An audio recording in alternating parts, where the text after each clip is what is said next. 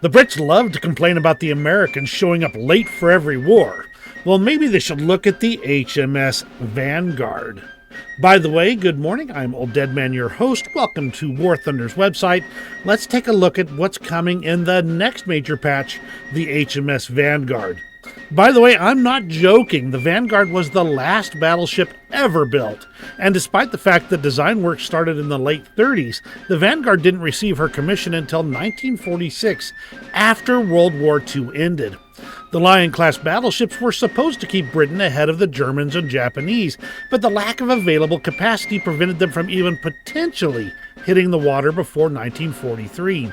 In particular, the designed 16-inch guns were in desperately short supply, so HMS Vanguard ditched the 16-inch guns in favor of the easily available 15-inch guns in twin mountings that had been removed from the battlecruisers Courageous and Glorious when they were converted into aircraft carriers. This made it a modified Lion-class fast battleship armed with World War I-era turrets and guns. Redesign after redesign delayed the ship further, and even at one point, discussions were made to convert her into an aircraft carrier, which would have wasted another 6 months of design work.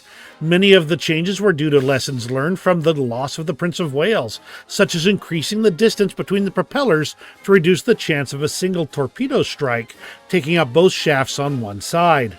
While the Vanguard was launched in 1944, she was commissioned in May 1946, then immediately converted to Royal Family Transport for a royal tour of South Africa.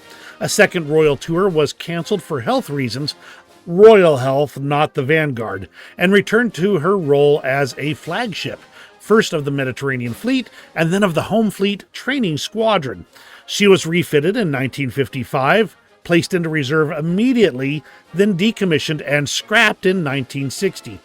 In fact, even her decommissioning and the subsequent scrapping has a little bit of an interesting story, as she was being towed out to being taken to the scrappers, she veered off, slewed all the way across the harbor, and slammed into the shore on the far side.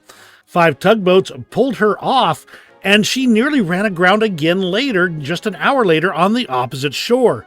Sections of her steel plate were recovered as pre-atomic steel and used in building the whole-body monitor at the Radiobiological Research Laboratory. HMS Vanguard was 814 feet long, 108 feet abeam, 36-foot draft, and displaced 44,500 long tons. Her 8 Admiralty 3-drum boilers produced 130,000 shaft horsepower into 4 shafts for a top speed of 30, although the devblog does say 31 knots. Primary armaments were 8 15-inch guns and twin turrets, with secondary armaments including 16 5¼ inch guns and a whopping 75 40mm Bofors guns in a variety of mount sizes. Armor was rather robust for a fast battleship, with up to 14 inches on the belt, up to 6 inches on the deck, up to 13 inches on the barbettes and gun turrets. She sported early warning radar, search radar, height finding radar, and multiple fire control radars. The Vanguard was crewed by 1,975 men. In War Thunder, the Vanguard will be joining the British Rank 7 Blue Water Fleet with its 15-inch guns, a great anti-aircraft battery, decent speed, and really good maneuverability for a ship of her class. As an interesting aside, the Vanguard was the 10th ship out of 11 to carry the name, stretching all the way back into the Age of Sail. Her name was first held by a 31-gun galleon in 1586, multiple vessels throughout the Age of Sail, an ironclad battleship in 1869, a dreadnought battleship in 1909, and is currently represented by HMS Vanguard S-28, a Vanguard-class ballistic missile submarine launched in 1992 and still in service. This makes this part of a very storied history that Brits have every right to be proud of. So what do you think of the HMS Vanguard joining the game? Are you a big naval fan? Are you a big British naval fan? This might be a really fun ship for you. The 15-inch guns are just a touch smaller than you might like, but I'll tell you honestly, you get some decent maneuverability and a good top speed out of that, and you'll be wrecking some serious foes with this thing. Let me know what you think in the old comments below. You have a great rest of your day, and we'll see you on the next video.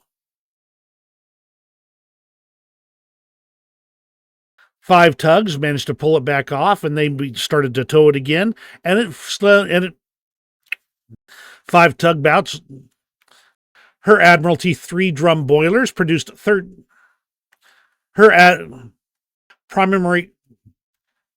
primary armaments were 8 5